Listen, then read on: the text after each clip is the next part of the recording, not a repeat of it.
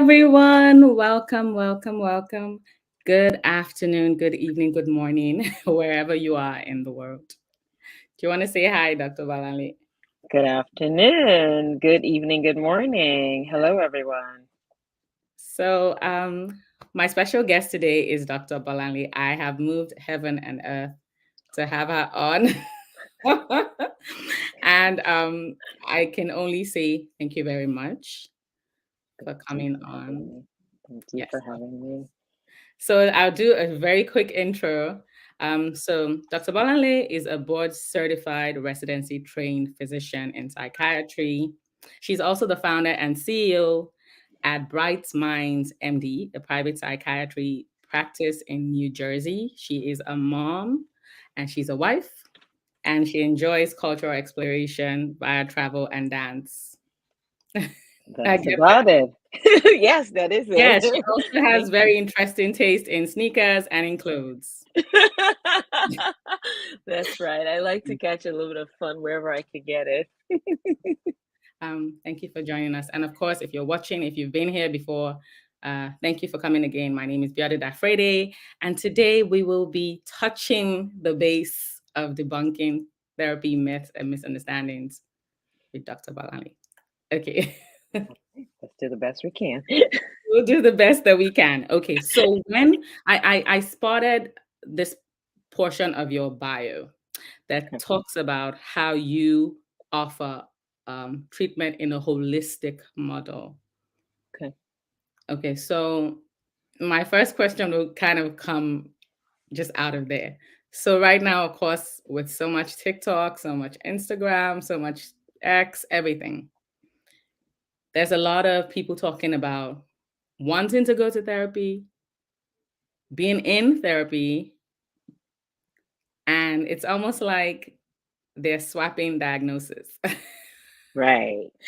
Sometimes you will even see people say, "Oh, what you're saying, what you're describing sounds like me. So maybe I have that." So maybe you could just tell us something about the dangers of misdiagnosis or Okay. misunderstandings of what therapy is. Absolutely. So thank you very much. This is a very broad question. I'm going to try and tackle it in bits. Hopefully, I can get around to all of it. I want to emphasize that I'm a psychiatrist. I think I should start there because when people want to come into mental health, they're often confused about who to see and what should they see people for. So Mm, I'm a psychiatrist, which means that first, I'm a physician. I'm an MD. I have, the same background training that your primary care doctor, your OB/GYN, your surgeon, we have that same biological foundation. And then my specialization in residency, my board certification is in psychiatry, which is a field that focuses on mental health, but which are really the brain disorders. And so the strength of my training is first in medicine and biology. So medications are a part of a psychiatrist's arsenal. But as part of our training, we also get training in therapy. So that's what a psychiatrist is. And so some psychiatrists who focus primarily on the therapy aspect of their training are also called therapists. However, psychiatrists are not the only kinds of therapists. The other kinds of therapists that are there would also be psychologists who are also, the people whose primary focus is in using therapeutic interventions, talk, CBT, supportive therapy, exposure prevention therapy, therapies that we learn as psychiatrists as well, but that's their mainstay and their main bread. So those would be psychologists, and you'll see their degrees as PhDs, PsyDs, so that's PSYDs, and their doctorate level care providers as well. And then you'll see master level providers who you might see LCSW, so licensed clinical social workers who are master level therapists, psychotherapists as well, who learn similar therapy tools to be able to care for people as well. So I wanted to give that because oftentimes when I'm meeting people, they're confused about who does what. We all kind of work together. We have different tools in our toolboxes. Psychiatrists kind of we do both the biology and the talk tools, and many people end up focusing on one or the other. Psychologists and master level therapists kind of focus on the talk aspect and the different kinds of therapies as their primary tools. So I like to give that foundation first because many people don't know what that is. So the next, I think, so to answer, and could I ask you to ask that question again, because I feel like I Yes. lost my train of thought and I don't want to leave things No, no, unanswered. I love that you started out how you started out, because when we're growing up, we hear all of this word, psychology, psychiatry, and at some points the psych just you Everything blends together. So yeah, know, so you did ask that the danger of the misdiagnosis misdiagnosis, and going yes. to therapy, where should people start from? So yes, so we're in the TikTok age. We get a lot of, TikTok is the new Google, but a different version of it, and we're all getting our information on it, and it's fun. However, everything comes with its own good and bad, and part of the good of TikTok is that it's made mental health care as a whole more accessible to people. It's made more people open to it. The more people are talking openly about it, the more there's the shared experience that people who need mental health care are not, different in some way or weird in some way, but they're just, regular people. And, as we start to see other people who look like us, who work and where in the places of work, who have our different skill sets, it's normalizing it. So that's a good thing. However, because the information on TikTok is not regulated, it's not filtered. We have professionals on there, but we also have tons of non-professionals. And I would even say the loudest voices are the non-professionals and non-experienced people. So there's a lot of misinformation out there. There's a lot of misinformation. There's a lot of self-diagnosing that comes from that. And what I actually literally, I had a situation this week where somebody was diagnosing themselves with something and came to see me for the first time and used this word, and I was frightened. And then once we because I said, if that's what's happening, I think we have to send you to the emergency room. And then I said, wait, let me drill down, because the story doesn't match what they're telling me. So anyway, we did drill down, and I realized they were describing something completely different, but they admitted, oh, I diagnosed myself off of TikTok. And I said, look, if you show up someplace and you say this is what you have, you're going to get a whole lot of treatment that's not what's appropriate for you.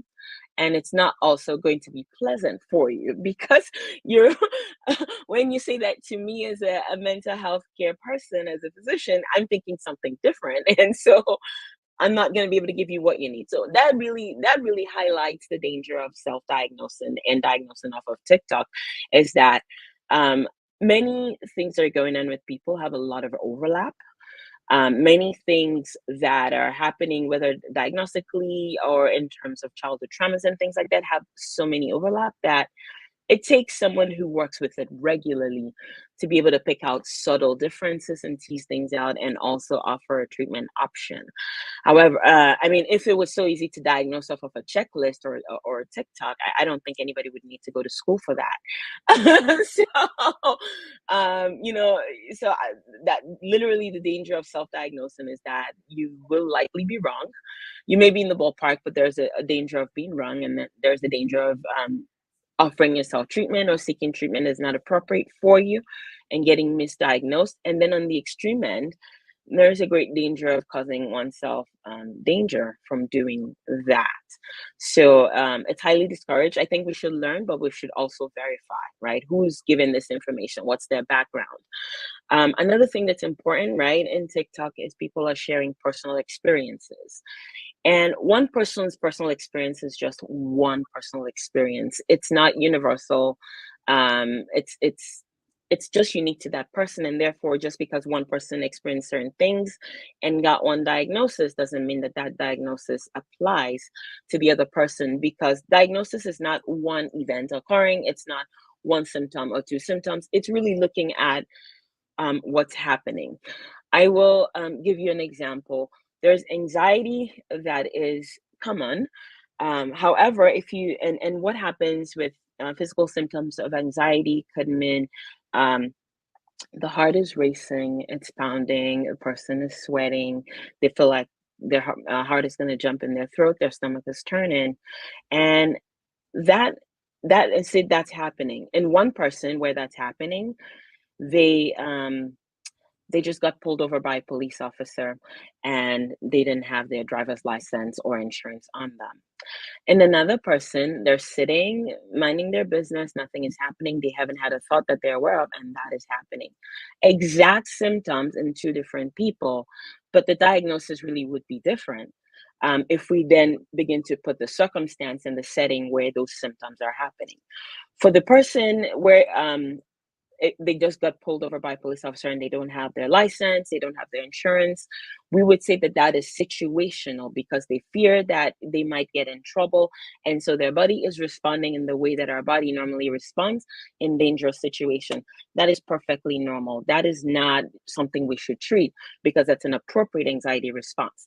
However, in the other person who's sitting minding their business, nothing's really happening, and they're having this happen two, 3 times a day out of the blue, then we would wonder about a panic disorder because that's spontaneous. There is no clear etiology.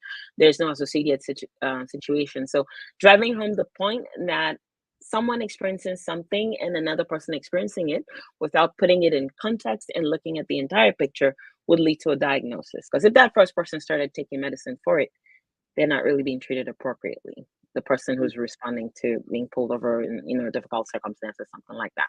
And so on and so forth. There are, different situations like that. So I hope that I've somewhat answered some of the questions that you asked. I We think can so. piece it out a little more. I think so. So if you are if you're watching, I'm with Dr. Bolanle today, and this question is so important because I know that there is a lot of misdiagnosis, taking on people's personal stories and kind of saying, "Oh, that's me," or "That's me." Piecing. It's almost like people piecing together a Mhm. diagnosis for themselves. And you're watching Dr. Bolanle explaining why that can be dangerous and why you should see an expert. Like, there are people who are trained for this.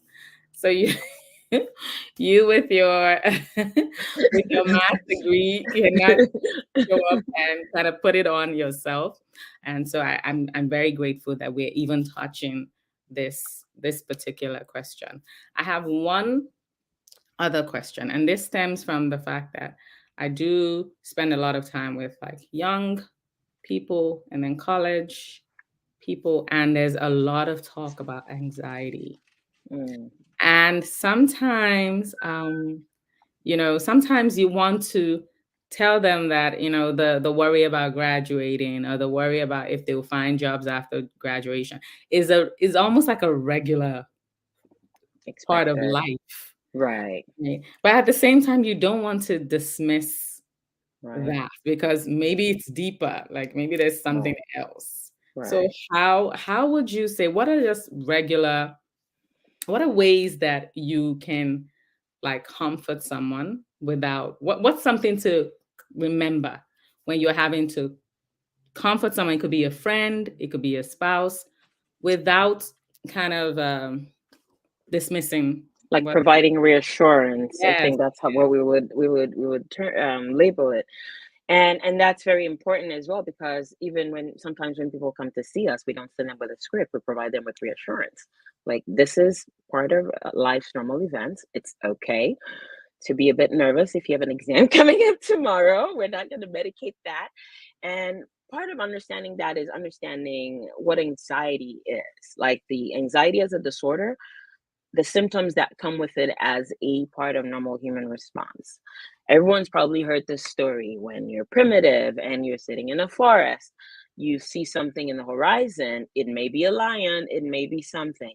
Your body has to act quickly to make sure that you get to safety. What does it do?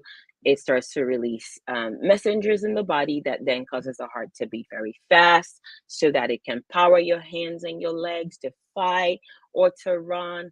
You start to sweat because your body's getting ready for this activity. This is a normal body function, and this is what our body does to protect us from danger. However, in modern, and anytime you're in danger, you will feel that happen. However, sometimes, right, our brain cannot tell the difference between different kind of dangers because it's an automated system. We don't have time to start thinking, should I start preparing to run? Should I prepare for this? So our body is geared to do these things whenever it perceives danger. However, in modern times, we cannot tell the difference between, so our brain doesn't tease out what types of danger it should get active for anytime it just sees danger. it will do that. So if you have an exam tomorrow and you're not fully prepared, or you think you're not prepared enough, or you do not feel yet confident yet, there will be some of that. Your body doing what it does when it senses danger, because not passing an exam feels very dangerous. If you have college selections coming up, we're talking about that a lot lately with my seniors, and the decisions are coming on, or you haven't heard back, or you think you might be waitlisted. That for a college senior feels life threatening. It feels dangerous, and so they're on edge. They're a bit anxious, and so when we either as parents, guardians, or professionals examine this situation and based on our experiences, recognize that this is a normal anxiety provoking situation. This is a normal thing that feels dangerous for an individual. Then what we do is provide reassurance. It's saying, this happens. You feel this way. We're not going to say, no, you're not feeling anxious, because we cannot deny their experience. Yet you are feeling anxious, but it is normal to feel anxious in this situation. And that's the reassurance. And that when we look at it, most people in this circumstance will feel this way. I often tell people also, like on the depression end, if somebody passed away, if you lost somebody dear and you were crying, we would not consider that pathological, because it is normal human experience to feel that emotion of sadness in that situation. And so similarly, it's helping the individual recognize that most people in this situation will feel this way, and though it doesn't feel pleasant, it is normal. And also that thirdly, it will pass. And for these kinds of symptoms, we also do not even consider it a disorder unless it impacts functioning. So in one or more domain, whether academic domain, so a person is so anxious that they cannot focus. You're so anxious before an exam that you cannot then sit and study or sit and write it. That would be considered a disorder. Or, so we've talked about at work as well, school work, and also in relationships. You're so anxious that now you're snapping at everyone to the point it's causing a rift in all of the relationships consistently for a period of time, right? So one snap does not the diagnosis make. It's a pattern where you're starting to see these symptoms impact a person in different domains of their life. That's when it's really a disorder. Outside of that, it would be considered within the normal range of human experience. And what we can do is normalize and reassure and remind the person it has an end term. It will pass. It will pass. Thank you so much. Yes, I love that you ended with "it will pass" because it's so important that we remember that it's not going to overwhelm you if you take the steps that you should take. And you have given advice to people who might find, or suggestions to people who might find themselves in that situation where you're like, what should I say? Should I say something or should I not say something? So you don't end up saying the wrong thing, Right. right? So thank you, Dr. Bolanle. I'm so happy that you were able to make time. So yes, if Thank you're you. watching, the title does say debunking therapy myths and misunderstandings, but we just like touch the tip of the tip of the tip. I think we'll need to circle back to some more. And of course, if you want to find Dr. Bolanle, she does do videos like this. I know that you're on YouTube as well. So Yes, if you're looking for her, YouTube is at Dr. Bolanle. yes. Crbole. And then your website is Bright Minds BrightMindsMD.com. MD.com. Your Right. Instagram is Dr._Bolanle. And Facebook is Bright Minds D. MD. BrightMindsMD. Oh, Bright Minds MD Live. Yes, that's it. Thank you. Thank you so much for coming on. I'm grateful. Thank you. Thank you for your time. And I hope we can have some more of this conversation I hope so solidified. too. I hope so. Thank you so much. Thank you. All right, everyone. I hope that you take this advice and you share it with someone that you know, and you share with family and your friends, because this will really help us, all of us. All right. Bye. Thank you. Bye.